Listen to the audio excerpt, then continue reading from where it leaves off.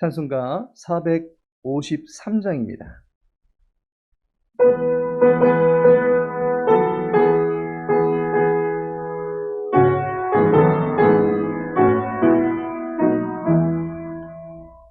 예수 알기 원하네 크고 넓은 은혜와 계속해 주신 사랑을 간절히 알기 원하네 내 평생의 소원 내 평생의 소원 계속해 주신 사랑을 간절히 알기 원하네 스승 되셔서 진리를 가르치시고 거룩한 뜻을 깨달아 예수를 알게 하소서 내 평생의 소원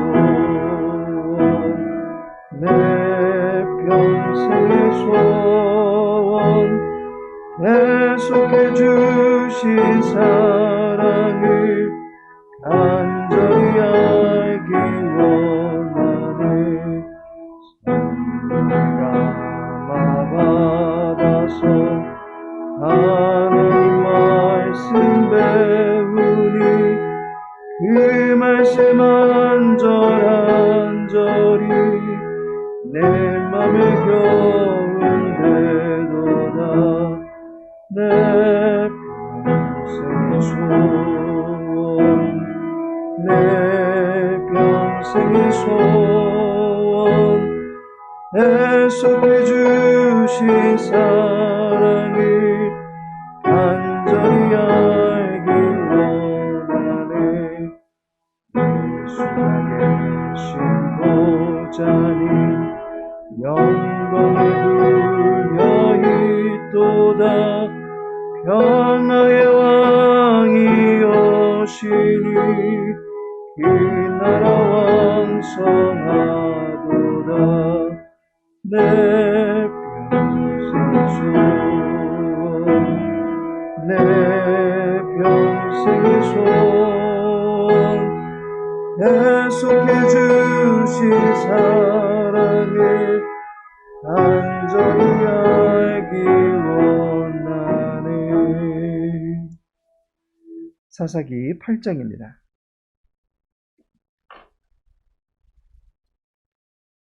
사사기 8장 29절에서 32절까지의 말씀입니다. 29절에서 32절까지의 말씀 함께 읽겠습니다. 요아스의 아들 여룻바알이 돌아가서 자기 집에 거주하였는데 기드온이 아내가 많음으로 그의 몸에서 낳은 아들이 70명이었고 세겜에 있는 그의 첩도 아들을 낳았으므로 그 이름을 아비멜렉이라 하였더라. 요아스의 아들 기드온이 나이가 많아 죽음에 아비에셀 사람의 오브라에 있는 그의 아버지 요아스의 묘실에 장사되었더라. 아멘. 오늘 본문의 말씀 통해서 지배라는 제목으로 말씀 나누고자 합니다. 하나의 가정이 믿음으로 설 수 있다라고 하는 것은 굉장한 축복입니다. 믿음이라고 하는 것이 하나님의 약속에 기초한 멤버십이라고 볼 수 있습니다. 그러므로 믿음 하나로 하나님 나라의 멤버가 된다라고 하는 것은 참으로 감사한 것입니다. 많은 성도들이 가족을 주님께로 인도하고픈 소원을 두고서 기도하고 계시는데 소원하고 바라는 일이 성취되기를 축원합니다. 이미 신앙의 가정을 이루었다라고 하는 것은 분명한 축복입니다. 본문에서 우리는 3대에 걸친 가정의 흐름을 볼 수가 있습니다. 요아스, 여룻바알이라고 하는 기드온, 그리고 세겜에 있는 첩액에서 난 기드온의 아들 아비멜렉.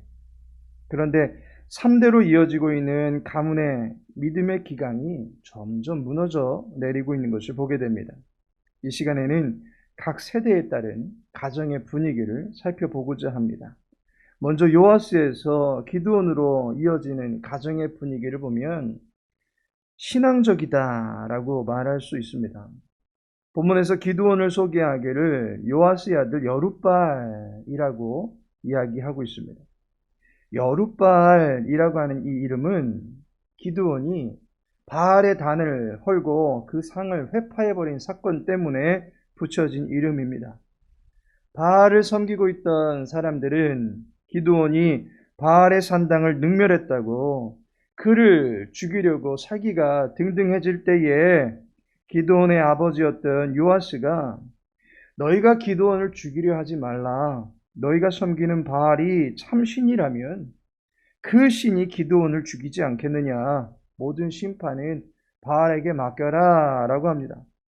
바알이 직접 다툴 것이다 라는 말로 사람들의 살기를 시키게 되는데 여기서 유래된 이름이 여룻바알입니다. 그 이름의 뜻이 바알과 더불어 다투는 자라는 뜻을 지니고 있습니다. 바알이 알아서 해치우겠지라는 의미를 지니고 있습니다. 이러한 중에 기드온은 바알로부터 어떠한 해코지도 당하지 않았습니다. 더욱이 죽음의 위기가 가득한 전쟁터에서조차 300명의 군사와 함께 머리털 하나 상하지 않았습니다. 본문에서 기드온은 바알의 해코지에 죽임을 당한 것이 아니라 단순히 자연사로 처리하고 있음을 보게 됩니다. 32절을 보시면 요아스의 아들 기드온이 나이가 많아 죽음에 라고 말씀합니다.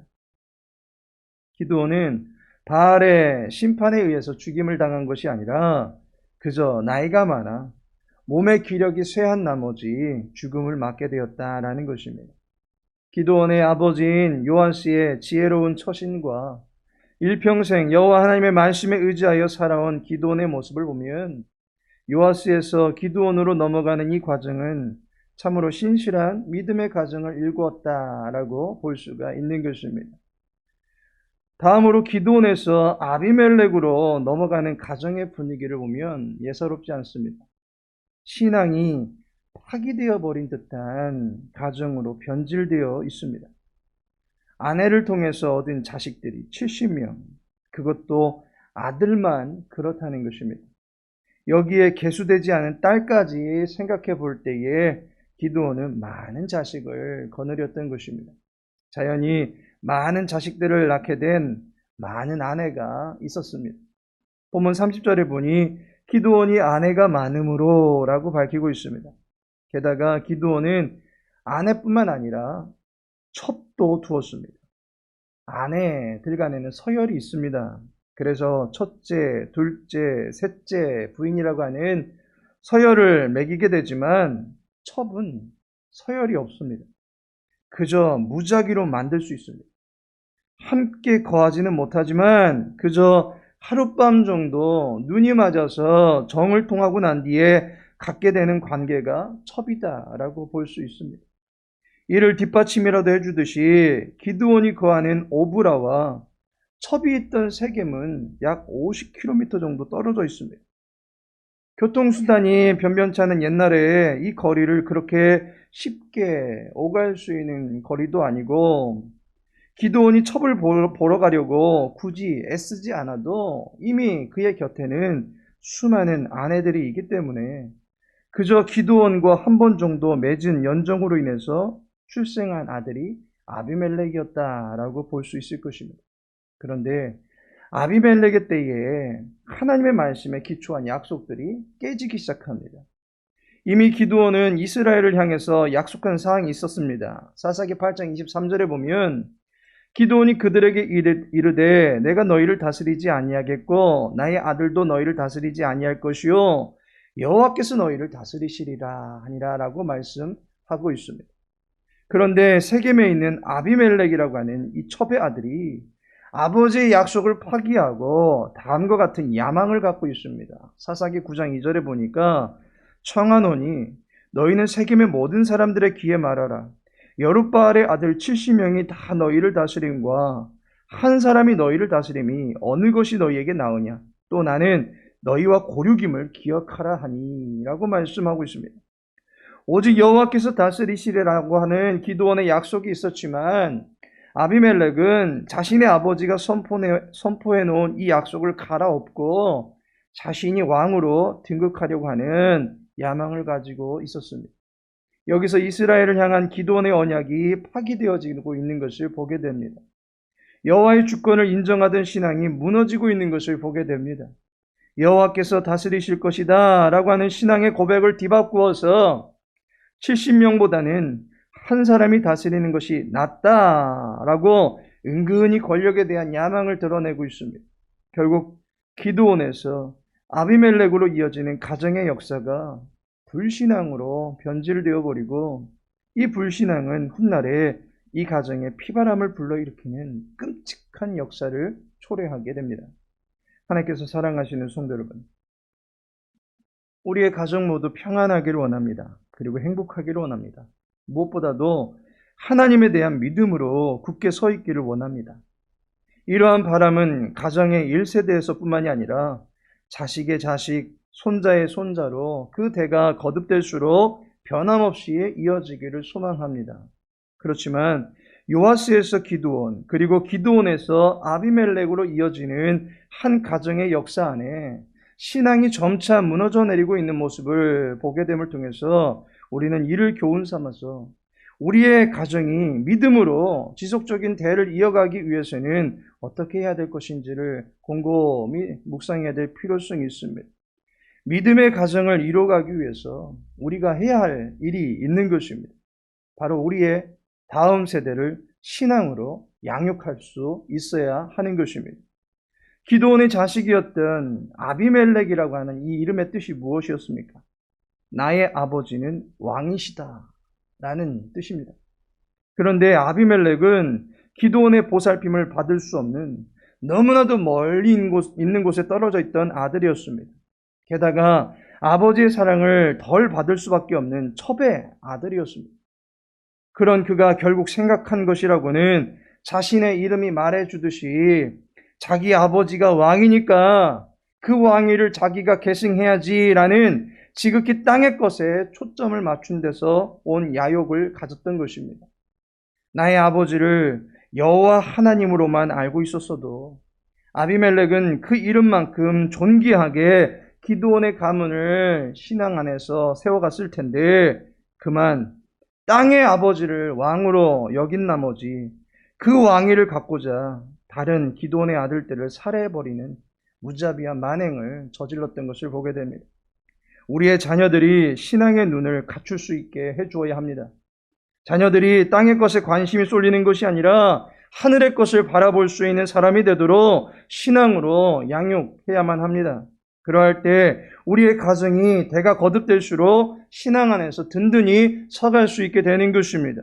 바라기는 저와 여러분의 가정에 신앙의 교육이 온전히 이루어져서 1세대가 지나고 2세대, 3세대, 가족의 후대가 거듭되어도 무너지지 아니하는 신앙의 축복을 받으며 살아갈 수 있는 복된 가정 이루시기를 예수님의 이름으로 축복합니다. 아버지 하나님, 기도의 문을 열어주시사 하나님과 교통하는 기쁨을 갖게 하옵소서. 우중 속에서 지내는 주의 백성들의 안전과 건강을 살펴주시옵소서. 특별히 우리의 가정이 말씀의 반석 위에 세워지기를 원합니다. 부모 세대와 중간 세대 그리고 다음 세대가 하늘의 것을 바라볼 수 있는 믿음을 갖게 하여 주시옵소서. 주에게 모든 자녀들을 기억하여 주옵소서. 우리 자녀들이 주님을 아는 지혜를 갖추게 하시고 여호와를 경외하는 믿음의 자녀들 다 될 수 있도록 축복하여 주옵소서.